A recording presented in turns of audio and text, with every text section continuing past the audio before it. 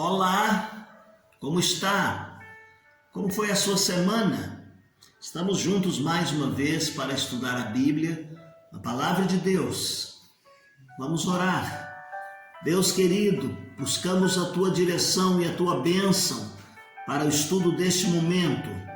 Que a Tua Palavra possa habitar nos nossos corações, que entendamos os Teus propósitos para a nossa vida. É a oração que fazemos no nome de Jesus. Amém. Muito bem, meus queridos irmãos, nós estamos estudando o livro de Levítico. O nosso tema é como ter comunhão com um Deus santo. E o texto-chave é Levítico 11, o verso de número 15, que diz o seguinte: sede santos, porque eu sou santo. No nosso último encontro, nós começamos a falar a respeito do conteúdo resumido do livro de Levítico. E nós analisamos o capítulo 1 até o capítulo de número 7 sobre as necessidades do sacrifício. Fizemos questão de detalhar cada um desses sacrifícios, o que compunha e para o que era.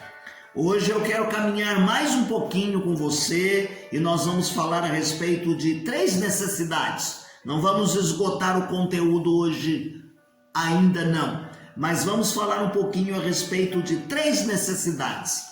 A segunda necessidade, então, que nós veremos é a necessidade de sacerdotes mediadores. Eu quero que você vá lá para o capítulo 8, o verso de número 1, e nós vamos até o capítulo 10, o verso de número 20. O papel de mediador vinha sendo desenvolvido por Moisés. Moisés exercia este papel de mediador em favor de um povo rebelde diante de Deus e do povo. Nós vamos perceber no livro de Êxodo várias vezes em que Moisés se coloca entre o povo e Deus para interceder por eles.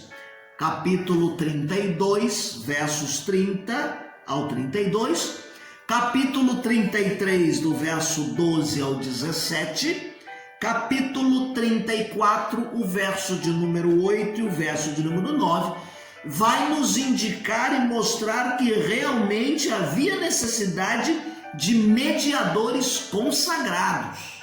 Pessoas que verdadeiramente estivessem consagradas diante de Deus, e Moisés, então, que vem exercendo esse papel. Agora nós vamos perceber nos capítulos 28 e 29 de Êxodo ainda, que Deus especifica como seriam esses mediadores, do qual nós os chamamos, e a Bíblia os chama de sacerdotes.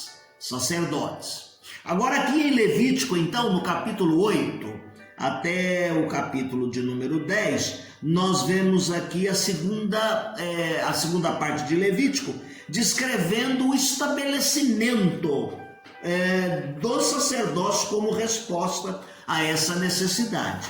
Então, lá no livro de Êxodo, capítulo 28 e 29, nós vemos as especificações.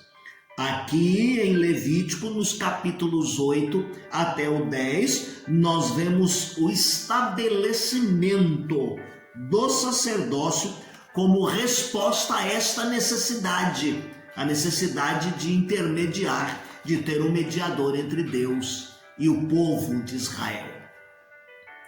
A consagração dos sacerdotes, ela é descrita detalhadamente aqui no capítulo 8 de Levítico, nos 36 versículos contidos nele.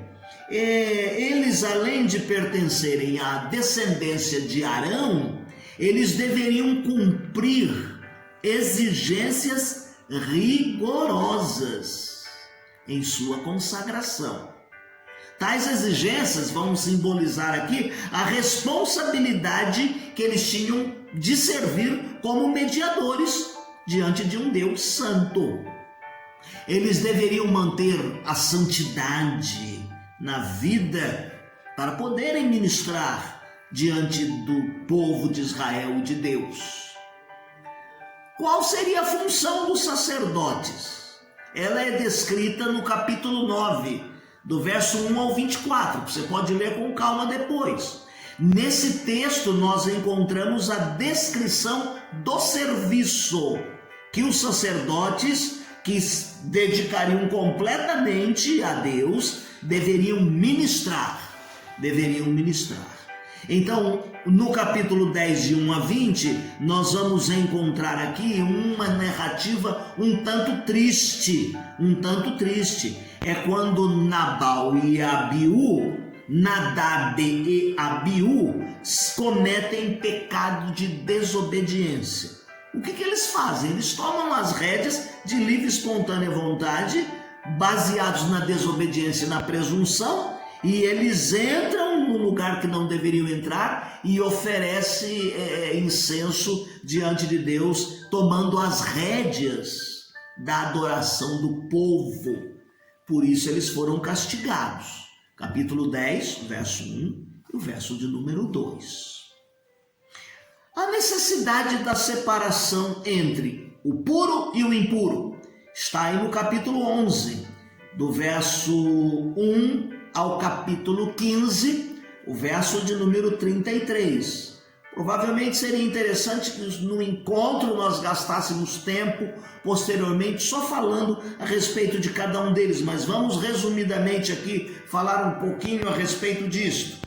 Deus chama o povo de Israel para ser um povo separado para o serviço, para o seu serviço. Está lá em Êxodo capítulo 19, o verso de número 5 e o verso de número 6. Mas Israel estava constantemente se conformando com os padrões dos povos com que eles estavam convivendo. Eles estavam imitando e convivendo com os povos vizinhos ali no Egito e em Canaã. O que aqueles povos praticavam de erro, de adoração pagã, o povo de Israel estava imitando estas coisas, andando conforme esses padrões. E Deus não se agrada disto. Levítico capítulo 18, do verso 3, ele vai mostrar aqui então a respeito de algumas coisas que Deus pede. Por exemplo, a lei da pureza dos alimentos.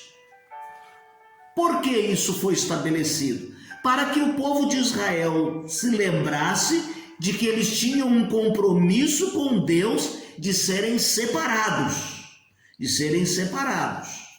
serem um povo diferente.